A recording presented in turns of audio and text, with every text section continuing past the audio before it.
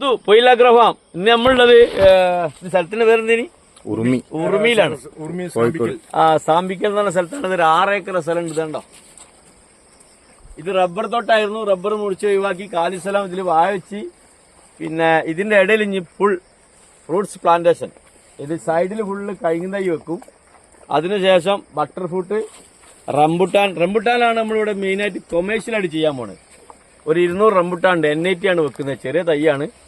പിന്നെ ബാക്കിയുള്ള ഫ്രൂട്ട്സുകൾ Vietnam മേർലി, red Jack, അതായത് ടാങ്സൂര്യ, പിന്നെ അങ്ങനത്തെ ഒരുവിധം പ്ലാവുകൾ, മാവിൽ നമ്മൾ വെക്കാൻ പോകുന്നത് കാലാപ്പാടി വെക്കുന്നുണ്ട്, രത്നഗിരി അപ്പൂസ്, പിന്നെ കുളമ്പ്, ഇങ്ങനത്തെ മിക്സ് ആയിട്ടുള്ള സാധനം.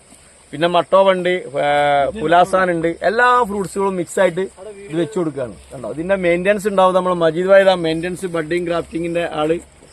ഇതൊരു ടീമാണ്, ടീം വർക്കാണ്. ഇതിനെല്ലാ കാര്യങ്ങളും നമ്മൾ ചെയ്തു കൊടുക്കും.